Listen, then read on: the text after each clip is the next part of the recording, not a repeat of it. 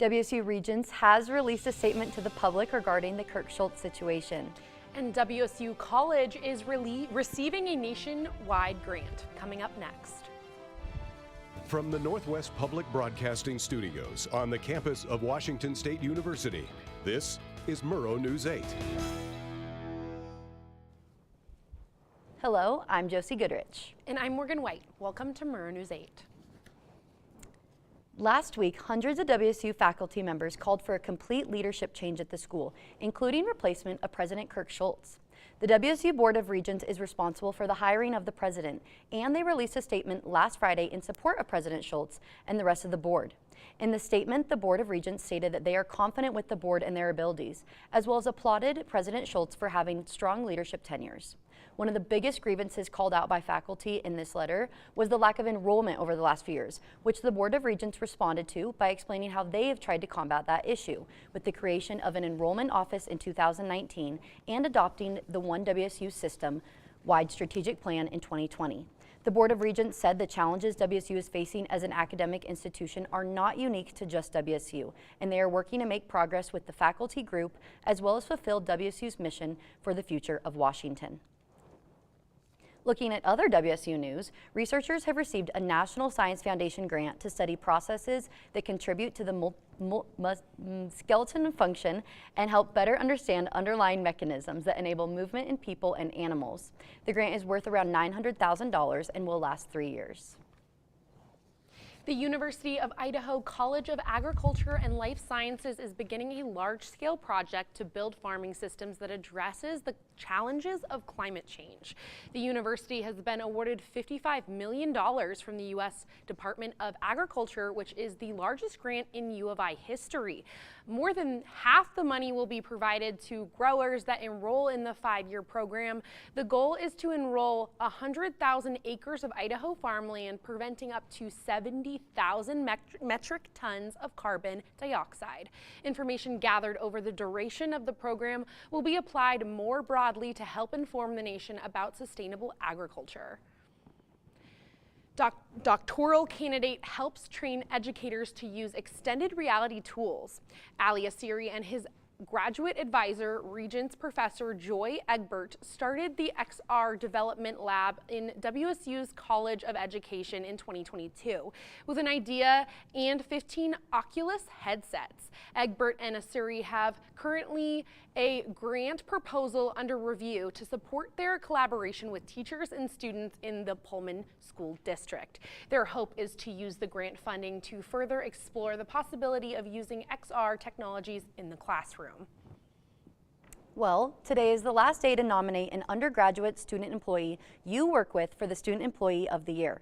This is a great opportunity to recognize students for the skills they are developing while working for your department that will ultimately help find them success in their future careers. Winners will be recognized at WSU and then advance to the national competition. The Kroger and Albertsons merger is possibly in danger. And the annual Bloomsday registration is open after the break.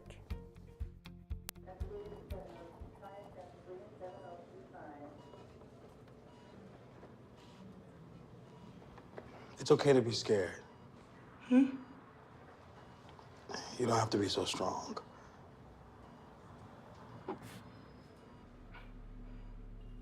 Strength is not optional. This is my mother, my purpose. Real muscle is lifting her spirits between bedpans and bad news from doctors that doubt her strength. Strength is buried in bills, managing meds, and swallowing those moments of, Mom, it's me, your daughter. Remember? My strength is super, but I'm still human, right? Look who's here. There she is. Hey, thanks for your patience. How you feel? If you're caring for a loved one, visit aarp.org/caregiving for care guides and community, or call 1-877-333-5885. Kroger and Albertsons have proposed a $24.6 billion merger of the two companies, which the Federal Trade Commission sued to block, alleging that the deal would lead to higher prices and lower quality goods. If the chains merged, the companies would operate over 5,000 stores and approximately 4,000 retail pharmacies across 48 states. Bloomsday Corporate Cup race registration opens today. The Corporate Cup race is a company versus company race involving 3 to 5 runners. Tickets cost $600 per team, and you will get the access to the Corporate Cup after party. The after party will take place after the main race with opportunities to get free food, massages, and more. Registration closes on March 22nd. The university will be holding the 2024 Halver Lecture tomorrow from 5 to 6 p.m. in Todd Hall, room 116. The guest speaker, Mike Maslenka, will be talking about his experience as a senior nutritionist for the Smithsonian National Zoo. Maslenka will also begin talking about how he resolved diets needed for exotic and threatened species. Construction is underway on the Schweitzer Engineering Hall. The project has received $80 million in funding. $40 million has come from the state legislature and $20 million from Edmund and Beatrice Schweitzer and the Schweitzer Engineering Laboratories. The building is expected to be completed fall of 2026 and is part of a multi-phase plan to modernize the Voland College of Engineering. Our reporter Madeline Mullins is at the site to tell us more. Thanks, guys. Yeah, behind me is where the Schweitzer Engineering Hall will be located. This parking lot is currently Green 3, and it's just part of the Green 3 zone. The Schweitzer Engineering Hall will be at the bottom of this parking lot and is expected to be completed by 2026. The Voland College of Engineering has a whole modernization plan, and part of that is phase 2, which will then take up the other half of this parking lot. So by the end of this whole phase, this whole entire parking lot will be completely wiped out. Back to you guys at the desk.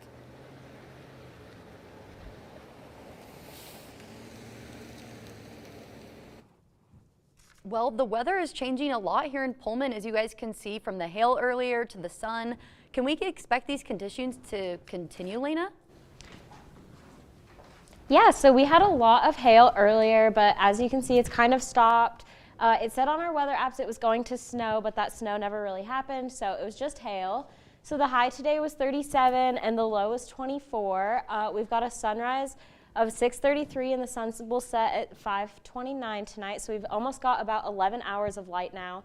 So it's getting brighter. I know I'm excited, and we've got a bit of winds today.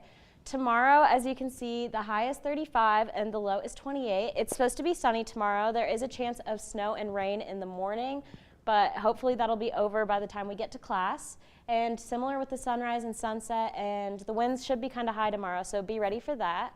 Across the state, as you can see, the west side is in they've got the 40s right now with a low of 31, both places, so a little warmer than over in Pullman. I'm very jealous of the middle of the state because it is very warm over there. They are almost up to 50 degrees, which is very different from here. And then as you can see, Pullman is one of the only places that is snowing in Washington right now, and Spokane has similar temperatures. Looking at the week forecast, as you can see, Tuesday tomorrow will be cloudy / sunny. It's got a lot of weather going on tomorrow. Wednesday, you can expect some rain and snow, as well as Thursday. So get your coats on. It is going to be cold, and we are going to not see that sun for a little while. Friday, it's going to be partly cloudy, so that sun will come up, and we've got a high of 41, so it'll be a little bit warmer. And then Saturday, rain and snow again. Back to you guys at the desk. A big tournament win for the WSU baseball team. And seeing if the men's basketball team kept their foot on the gas going into ASU. Coming up next. 1 in 3 adults has pre-diabetes. 1 in 3. That means it could be you, your favorite brother, your other brother, you, Yes. your football buddy, your football buddy, you, the boss's boss.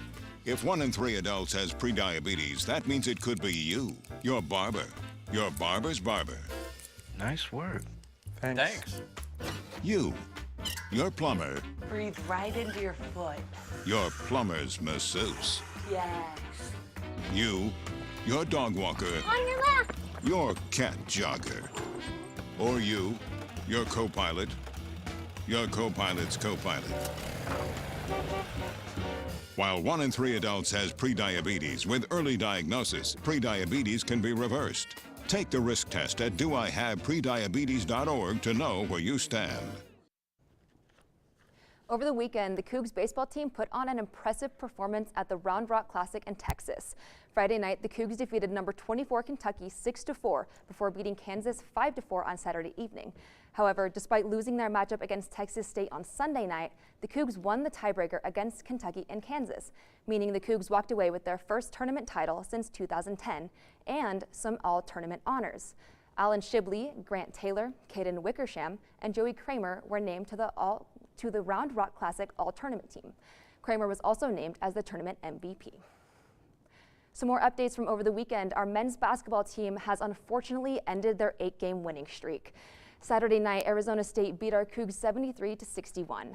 Isaac Jones led the team with 16 points. Miles Rice followed closely with 13 points. Kimani Huinsu with 9 points and Jaden Wells with 8 points. However, despite the loss, the Cougs have moved up 2 places from number 21 to number 19 in the national ranking. Looking ahead to later this week, the Cougs will be back in Beasley for their matchup against USC on Thursday. And yesterday evening, Beasley Coliseum said farewell to some of our senior athletes. Before tip-off, Jessica Clark, Charlize Ledger-Walker, Johanna Tater, Bella Murakatate, and Bae Beyonce were honored in their last home game before winning 71-61 against Oregon. Estera Tuhina led the team with 24 points. Eleanor Villa followed closely with 20 points.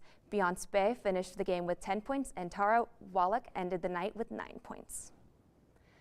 Looking ahead to the rest of the week, Cougars baseball will travel to Fort Worth, Texas for a game tomorrow at 4 p.m.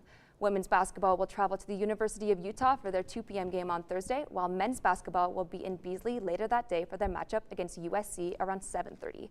To round out the week, WSU tennis will be up in Spokane at Gonzaga on Friday, and WSU baseball will be back in town Friday afternoon at 4 p.m. for their matchup against Rhode Island. And after the break, we will talk about where the Cougs stand in the current NCAA bracket seeding as they continue their quest for the NCAA tournament.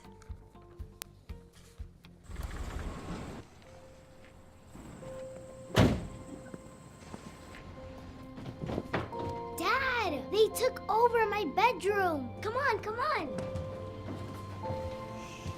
Okay, Dad. 1, 2, 3.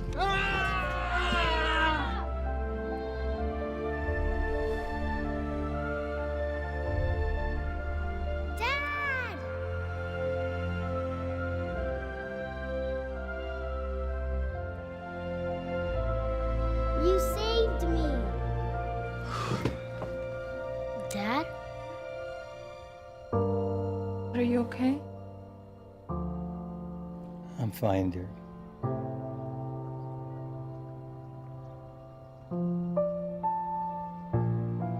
Your hero needs you now, and AARP is here to help. Find the care guides you need at aarp.org/caregiving. According to ESPN's bracketology, the Cougs currently list as a 7th seed and are expected to take on the 10th seeded Northwestern in Indianapolis in the mid. Alrighty, well, are you guys super excited that our men's basketball team went from 21st to 19? Yeah, pretty cool. No, it's actually very exciting. We're doing really well this year, and I've noticed a lot more fans are picking up on that, and we're going to the games and supporting. It's really cool to see that for the Cougs. It's definitely fun to be a part of. I mean, I know from last year going to games, this is only my 2nd year at WSU, so going from my 1st year to this year, it's crazy the difference in the teams and how amazing we are. So, I mean, it's fun to watch them for sure. Oh yeah, I feel like the chemistry between them is pretty well as well. Anyways, thank you guys for watching. If you missed any of our past shows, be sure to watch them on our YouTube channel and socials. Have a good night and good luck.